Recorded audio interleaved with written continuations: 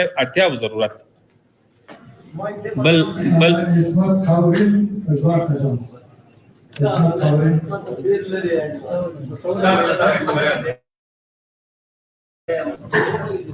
الرحمن الرحیم. عبدالرحیم سالم ژواک څخه زما یوه پوښتنه دا ده چې د خلکو سره ملګري د دفاعي او امنیتي ځواکونو برخلیک او د هغه بیرغ ټول سور شین چې لا اله الا الله محمد رسول الله وګورئ الله اکبر او د افغانستان د امنیتي برخلیک د هغو برخلیک څنګه کېږي او د ستاسو جنګ د ستاسو راتګ د هغې چوکۍ لپاره نه دی چې تاسو نن پرې ناست یاست. څه موده مخکې مې لپاره وویل تاسو یې خپله مسؤلیت ومنه. آیا دا مبارزه د جمهوریت رنګېدل د دغه چوکۍ دې لپاره شکر. تاسو ته باید یادونه وکړم چې د افغانستان خاوره ازادول یو لوی ارزښت او لوی هدف و او خاوره ازادول هلته بشپړېدلی سوی چې اشغالګر او د هغو تتیمت دواړه باید ختم سوي وای. کله دلته موږ د اشغالګرو هغه لاسپوڅې په واک کې پرېښې وای د اشغال موخې به په خپل ځای وي. موږ نشو کولی دلته اسلامي حکومت جوړ کړو او تاسیس یې کړو. د دې مخه نیول سوی وه. تاسې لیدل چې له موږ نه مخکې ادارې تر آخري ورځې پورې د جنګ خبرې کولې. مذاکرات جریان درلود. 18 میاشتې کېږي په قطر کې زموږ استازي ناست دي او قوي ټیم لرو. مګر تاسې ولیدل مکررا د مذاکراتو د جریان سبوتاژ وسو. مکررا جنګ طلبي وسوه. 3 هفتې وړاندې په دې ښار کې تاسې د دې ښار د واکمن لخوا واورېدل چې د 6 میاشتو لپاره د جنګ جدي جنګ اعلان کړی. دا به تاسې نه وي هېر کړی. رسنۍ هیله کوم چې حافظه یې قوي وي. نو د دې په خاطر چې موږ د وضعیت له جنګه وباسو دا هېواد 6 میاشتې نور بیا هم د خپلو اولادونو یتیمتوب او د ځوانانو وژلو ته پاتې نه سي. موږ مجبور چې جدي اقدام وکړو. دا د قدرت غوښتنې مبارزه نه وه. دا د اسلامي حاکمیت د جوړېدو مبارزه وه. او که موږ پوه شو چې ما سواله موږ نه بل څوک اسلامي حکومت دلته جوړولی شو موږ حاضر یو چې هغه دلته حاکمان کړو. په هر صورت اوس امید کېږي زموږ ملت او زموږ د مبارزینو زموږ د مجاهدینو چې اسلامي حکومت به جوړېږي هغه دا کسان چې نن سبا به یې تاسې وینئ. خو په هر صورت موږ غواړو چې داسې حکومت او نظام آینده کې جوړ شي چې ټول جهتونه پکې ځان وویني ټول جهتونه پکې شامل وي او له بېلابېلو جهتونو سره تفاهم ته ورسېږو. د جنګ دوام نه غواړو. د افغانستان سوله او ثبات ته لیواله یو. همدې خاطر مبارزه سوې ده. او هغه کړۍ چې هغه د بهرنیو په خدمت کې وي وژل سوي دي هیله کوو د هغو د برخلیک په اړه ځکه پوښتنه مه کوئ چې هغوی پخپله ملامته وو. هغوی د افغانستان د خلکو په ضد موقف له دغه تربیونه نیولی وو. له دغه جنه به د جنګ خبرې کولې او د سولې خبرې لکه راځئ چې نن تاسو ته وایم له قوت سره هم راغلي یو له جګړې سره هم راغلي یو. تاسو هم قوت هم لیدئ چې په 11 ورځو کې ټول افغانستان ونیو. ولې بیا هم موږ د تکبر خبره نه کوو. موږ د جنګ خبره نه کوو. مقابل جهت ته مو د عفو خبره کړې ده. له ټولو سره د نیک تعامل برخورد کوو. ښار کې مو مجاهدینو ته امر کړی د هېچا کور ته لاړ نه سي چې یا دولتي کارمند یا وسله ورسره ده یا موټر ورسره ده څوک تهدید نه کړي. دا زموږ پیغام ده. هیله کوو دا پرتله تاسې وکړئ. بیا به د مخکې څوک دلته ناست و د هغه او زما ترمنځ توپیر اسانه سي. د بیرغ په اړه باندې راتلونکی نظام پرېکړه کوي. پرېږدي چې ټول شی موږ ونه وایو د خپل فکر نه. کله چې نظام جوړ سي هغوی کې به ټول ونډه لري. افغانان به بېلابېل دلایل لري د خپل موقف لپاره. هغوی ته به دا شی پرېږدي. په هر صورت اوسنی وضعیت خو نظامي ده. دا بېله موضوع ده. دا په ډېرو ځایونو کې ګورئ لام بیرغونه په خپل حال دي. ولې کله چې نظام جوړ سي هغوی په دې اړه تصمیم نیسي. BBC انګلیسي محمد محفوظ زبیدي.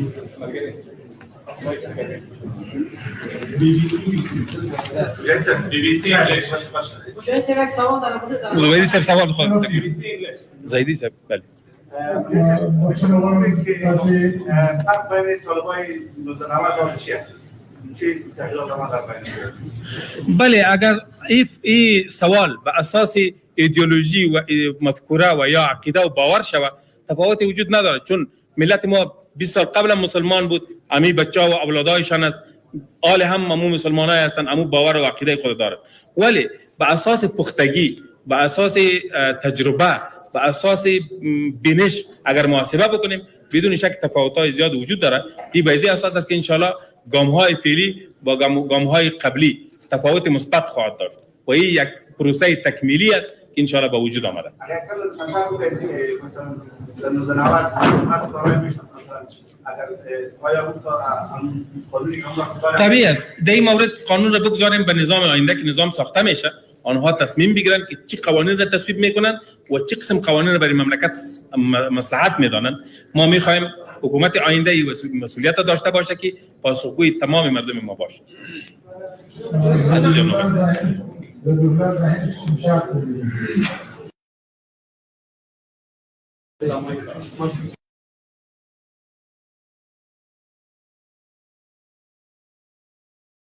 اشاره کوي نو ټول خبرو کې هغه دا چې تاسو ولې داسې نظام جوړیږي راځي اوس کله چې رئیس جمهور کله تاسو قانون باندې معقول شي چې افغانان د ملک رهبري نه لري په دې سره نشته چې اوس قرارداد رهبري نشته تاسو ولې په داسې نظام باندې تاسو چې ټول خلک خپل پایونه دا کار چې د دې چې روانه دي چې خاطر سیاسي رهبري انها تر رسیدل دا مسله څنګه یو لاندې تاسو په دې ویلي د لاندې څه دا چې افغانستان کې د وسلو قاچاقبر ډیر زیات دی هر وخت وسلو سرحدونه هم څه پلان نه لري چې وسلې په پاکستان روانه یو شی تاسو ته هم ظاهر صاحب چې نظام باندې کار روان دی دا اوس زموږ مشرتابه په جدیت سره بوخته د نظام جوړونې لپاره پروسه تکمیلي او نظام به جوړ شي په دې باندې په جدیت سره کار روان تاسو ته بیا اطمینان درکوم او کله چې منتظر پاتې تکمیل شي او بیا موږ اعلان واورو یو موضوع تم د اصلي د قاچاق موضوع موږ اوس نه تاییدو موږ ټول سرحدات په لاس کې لرو ډېر جدي کنټرول وجود لري چې چیرې څوک یو میلم نشي د باندې وستلې موږ اطمینان ورکو خپل ولس البته خپل اصلي دلته په جنگ کې استعمال دي هغه په سالم ډول ټولېږي ذخیره کېږي به نور به ان شاء الله په دې هیواد کې موږ د جنگ شاهدان نه یو نو ټول تقریبا نږدې تماسونه جوړ دي څوک نه دي پاتې دي تاسو وینئ چې هغه کم کړي چې جو کې ستا هغه تماسونه روان دي غواړو د خبرو د لاره مسله حمید الله حمیدی سپرموی راډیو حمید الله حمیدی سپرموی راډیو بهرني ژورنالستانو ته هڅه وکړي چې ډېر تماس که ځانګړو بیلابیل پوښتنې وکړي زه به تاسو ته پوښتنه راوړم هغه چې فیسبوک ادارې نوې خبر خپور کړی د سویل د چې کاروبار پر خپل چې را ټولنیز رسمي مثلا عکسونه دي چې وجودان دي دغه د نشر لپاره اجازه نه ورکوي نو سبا تاسو کولی شئ فیسبوک ډیر کار کوي فیسبوک رسنۍ او ډیر مهم ده تاسو د دې لپاره کار وکړئ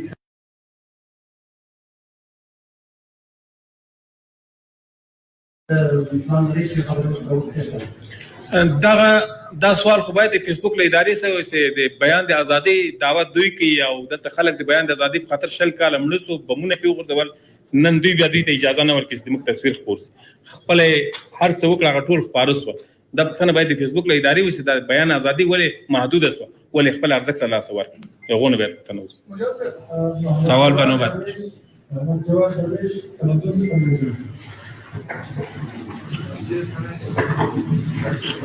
بهرنوي رسانه‌ای ته زیات وخت ورکړي برای خودم من جواد داریوش هستم خبرنگار تلویزیون تمدن برخی از گزارش‌ها رسیده که در شمال از ولایت‌ها برخی از خانه‌هایشان پایزون برده شده ما گزارش از هرات داریم که شاعر چند روز از هنوز وضعیتش معلوم نیست شما این موضوع را چقدر تایید می‌کنید که امارت اسلامی یا اعضای گروه شما این شاعر را برده یا نه یا کسای دیگری به خاطر رسانه‌سازی امارت یک بحث دیگر که در نظام بعدی شما کسایی که امروز رفتن بیرون از افغانستان سیاسیون هستند مثل کسایی که با امارت اسلامی جنگ میدن مثل مارشال دوستون هست مثل استاد هستن یا کسای دیگه که در پاکستان هستن اینا در قدرت و در نظام بعدی جای داشت و خواهند داشت یا نه؟ باید در مورد سوال اولتان بگویم 3 روز شده که کابل تسخیر شده ما در تمام ولایت به شمول کابل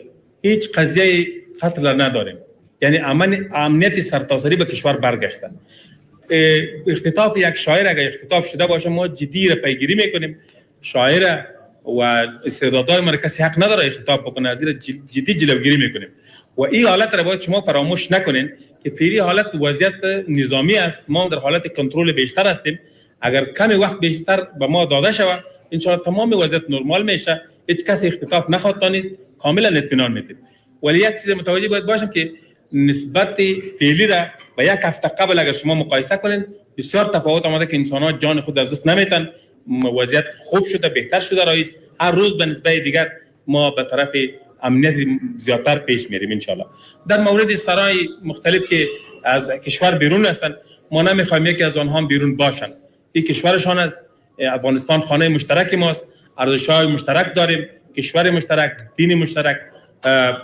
ملت مشترک هستیم و با هم میخوایم که از مشترکات خود جمع شویم، با هم یک جا باشیم.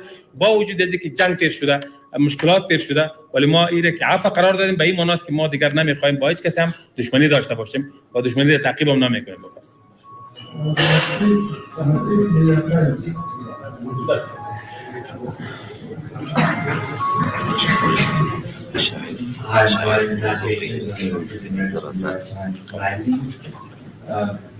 سوال ما همیست که امروز در پاکستان در اول کشور تولید کریه هست و این مشکلات 40 سال است و برای شما مهم است که تنها حکومت که تونستی کریه بند کردن طالبان خدمت طالبان بسیار بزرگ. اگر شما آلی 5 سالی که تولید مواد مختلف بند کنید و میتونید این کریه بند بگیرید بله، ما کاملا اطمینان میتیم به هموطنان خود با جهان که افغانستان دیگر مرکز تولید تریاک و خشخاش نخواهد باشه. ما در سال 2001 اگر شما به یاد داشته باشین کشت خشخاش را یا تریاک را در افغانستان به صفر رسانده بودیم. متاسفانه که کشور ما مورد اشغال قرار گرفت و پس زمینه سازی شد قصد که کشت خشخاش عام شود و تجارتش هم به سویه حکومتی جریان داشت. از این به بعد انشالله افغانستان حاکمایی را نخواهد داشتن که تجارت خشخاش بکنن، قاچاق بکنن و ضد مردم خود باشن. ما امروز که وارد کابل شدیم یک جمع کثیر از هموطنان خود، جوانای خود دیدیم که متاسفانه آنها در بیخای دیوارها ششته بودن، تریاک و یا پودر میکشیدن. این قابل تعصب بود. چیزی را که ما در کابل دیدم بسیار من رنج داد. همین چیز بود که جوانان به سرنوشت با یک آینده بسیار ناروشن مواجه بودن. متاسفانه از این به بعد انشالله افغانستان کشور کشتی خشخاش و یا جای تولید خشخاش نخواهد باشه، ولی این کمک‌های بین‌المللی نیاز داره. جهانیان باید با ما کمک بکنن که ما با زارعینی که کشتی خشخاش میکنن بدیلی داشته باشیم. اگر بدیل را ارائه بکنیم و بتانیم که مؤثر گامایی را برداریم، در سال‌های نزدیک انشالله پس کشتی خشخاش و تولید یا تجارت خشخاش صفر میشه انشالله.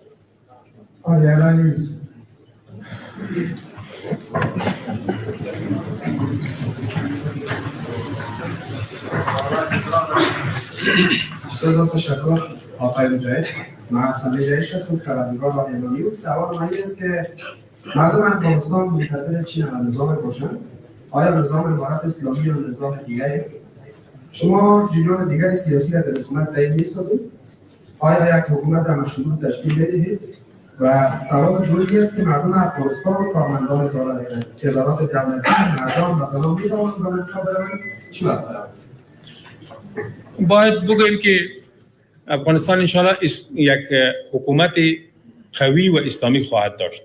ایره که باز اسمش چی می باشه، مشخصاتش چی می باشه، بهتر است بگذاریم به سیاسون، چون آنها در این مورد جدی زیر بحث همین موضوع را قرار دادن و بگذاریم وقت برشان بدیم و اطمینان میتیم که افغانستان دارای حکومت قوی و اسلامی خواهد باشه که با ارزش‌های ما شما، با منافع ما شما متحد باشه و خلاف مردم خود نباشه و انشاءالله در او حکومت افغان‌ها خود را خواهد دید. ما کوشش میکنیم، تلاش میکنیم تمام افراد را قناعت بدیم که در نظام آینده جمع شوند که با ما مخالفت‌های داشتن. در این مورد بحث هم جریان داره. انشاءالله منتظر میمانیم که فیصله‌های خوبی به پیش بیاید. زودتر ادارات دولتی بیشتر فعال خواهد شد. تمام کارمندان خواهد آمدن به شمول اوناست انشاءالله بخشای مختلفی که برشان تعیین است یا قوانین اسلام و شریعت اجازه میده در اوج فعال خواهد بودن. ما شما شاهد هستیم در بخش طبابت، در بخش تعلیم و تربیت، در بخش پلیس، در بخش سالمندوالی، در بخشای مختلف جامعه خانم‌ها نیاز است، ضرورت جامعه است، برشان تنظیم خواهد شد.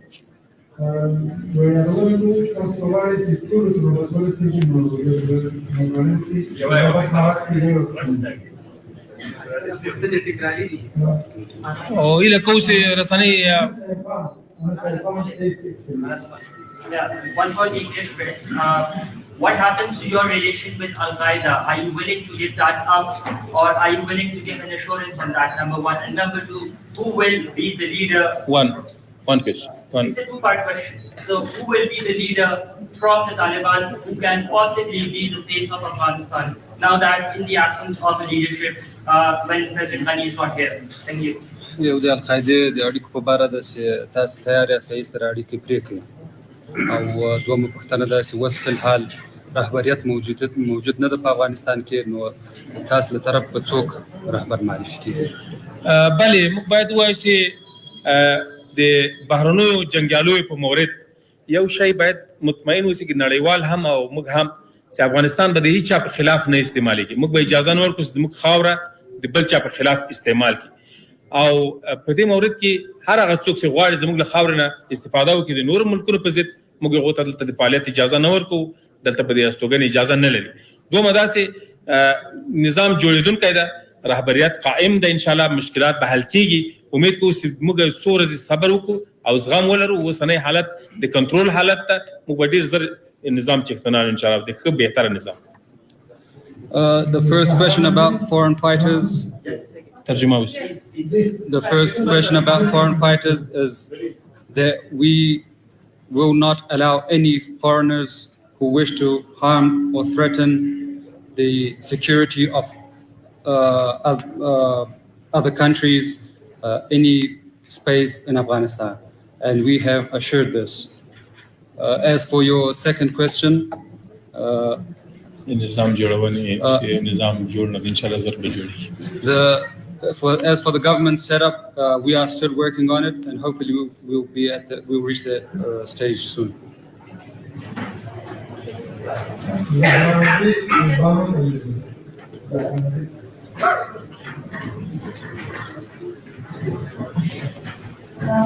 Saman, can you please clear out information for us about the situation of women, journalists and women working in the media? You say something that is not clear. Can they achieve like in the previous government like this or wrong? Can you please repeat the question? Can you please repeat the question?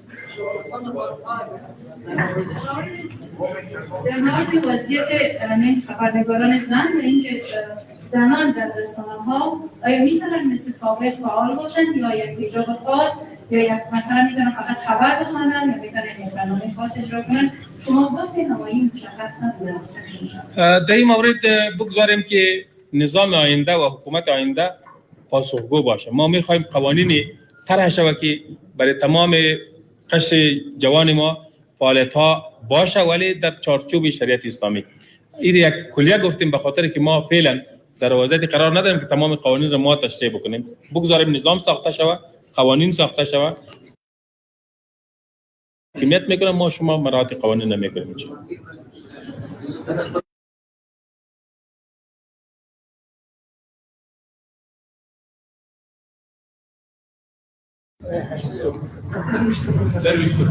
سلام مرد احترام من جواد جوادی هستم شوکه عربی مقامی صاحب شما گفتید که حکومت قوی و اسلامی زیر بحث است که الان بحث و سیاسی جدید جریان داره بحث با کدام اطراف تحتاج جریان داره آیا شما با شورای هماهنگی که متشکل از دکتر صفاق‌الله و حکمتیار و کارزای صاحب از شما درشان در ارتباط هستید یک سوال و سوال دوم این که رهبر تحریک طالبان جناب آقای رحمت الله خانزاده به کابل میآید و کی خواهد آمد در این مورد باید بگوییم که به زودی ما شاهد از این خواهد باشیم که نظام داشته باشیم و حکومت تأسیس خواهد شد و ما تلاش میکنیم با تمام جهت‌ها تماس قائم شود با اکثریتشان تماس قائم شده با دکتر صاحب عبدالله با دیگران ما در تماس تلاش داریم شویم حال هم تماس ها را داریم کوشش میکنیم که همه افغان‌ها جمع شوند ما نمیخوایم هیچ رهبر افغانستان هیچ کسی که در اینجا برای مردم خود یک اراده خدمت داره و یا در مردم خود جای و جایگاه داره آنها نادیده گرفته شوند تشکر که از این فرصت براتون تشریح کردم تا بتوانیم نظام آینده ساخته شود و همه خود را خواهد دید و اینکه رهبر ما چی وقت می به افغانستان ان شاء الله به کابل ان شاء الله به زودی این فیصله خواهد شد و تلاش می‌ورزیم که نظام ساخته شود همه مسائل ان شاء الله حل شود یک ضرب الاجل است برای نظام آینده چقدر وقت نظام طبعا کمی باید ما منتظر بمانیم، چون وضعیت اضطراری نو از حالت جنگ میبره. کوشش میکنیم که جهات هم قناعت داشته باشند و ما هم نظام سالم داشته باشیم. نیاز به وقت است. سید محمد امین عالمی رئیس تیوی. بسم الله الرحمن الرحیم. تشکر مجدد صاحب. یکی از مسائل اساسی در امر مداری نکردن و فراری روابط مستحکم و خوب با کشورهای همسایه هر کشوری هست. برنامه مشخص شما برای گسترش روابط منطقه‌ای و پس از آن در دام گسترش روابط با همسایگان و پس از آن گسترش روابط منطقه‌ای چیست؟ ما پیشتر گفتیم که افغانستان میخواد به خاطر ارتقای اقتصادی روابط حسن با همه کشورها داشته باشه. از این خاطر که ما کشور خود را آباد بسازیم، از این بحران بیرون شویم، نیاز به تعامل و تعلقات خوب با کشورهای همسایه و کشورهای دور نزدیک داریم. به این خاطر ما تلاش داریم که تماس ما و روابط ما با کشورهای همسایه طبق اصول دیپلماتیک جهانی و همچنان احترام متقابل باشه. تشکر از اینکه شما هم آمدین و اینجا تشریف آوردین. وقت ما بسیار کم است. ختم می‌کنیم. سلامت باشید. سلامت باشید. سلامت باشید. سلامت باشید. گرامی، نخستین نشست خبری گروه طالبان را در کابل و در مرکز